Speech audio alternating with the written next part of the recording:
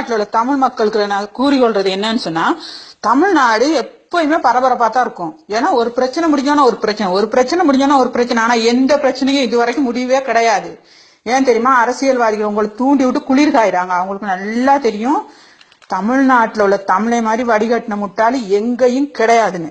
பாருங்க, ராஜ்குமார் படுகொலை, சுயாதி கொலை வழக்கு, 1000 500 நோட்டீஸ் இல்லாது.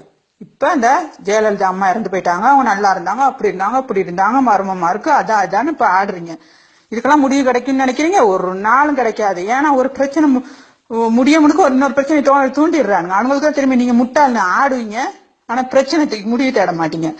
பிரான்ஸ்ல இருந்து தமிழச்சின்ற பேஸ்புக்ல போட்டிருந்தா இந்தியாவில உள்ள எவனுக்கு என் மயிரை கூட புடுங்க இல்லாது. அது உண்மை. ஏன் தெரியுமா? இந்தியாவில ஆம்பளையே கிடையாது. இதை போய் பொம்பளை காலில் விழுறீங்க, வேட்டி கட்டிருக்கீங்க, பேண்ட் போட்டிருக்கீங்க, பொம்பளை காலில். உங்களுக்கு எல்லாம் வெக்கமால ஸ்ரீலங்கால சிரிக்கிறாங்கடா, காரி துப்புறானுங்க. கக்கூஸ் கழுவுற பொம்பளையே முதலமைச்சரா போட அலையிறீங்கன்ட்டு காரி துப்புறானுங்க. யாருடா சின்னம்மா? அம்மாவுக்கு உங்களுக்கு எல்லாம் அர்த்தம் தெரியுமாடா? அம்மா சின்னம்மா கண்டவங்க, கண்ட காவாளியெல்லாம் அடே கருணாஸ் பைத்தியக்காரன். யாருடா சின்னம்மா? நீ ஸ்ரீலங்காவுக்கு வந்தன்னு வச்சுக்க, சாணியை கரைச்சி உன் தலையில ஊத்தி செருப்புல மாலை கட்டி போடுவேன். செத்த பணத்துக்கு ட்ரீட்மெண்ட் பண்ணி 100 கோடி ரூபாய் கணக்கு சொல்றானுங்க. அதெல்லாம் யார் விட்டு வரின்னு உங்ககிட்ட கொள்ளடிச்சது? எந்த அரசியல்வாதி சரி பேங்க்ல வந்து கீழே 1000 500 நோட்டு மாத்த நின்றானா? எல்லாம் 5க்கும் 10க்கும் அல்லாடுற ஏழைங்க நீங்க தான் போய் நின்றீங்க.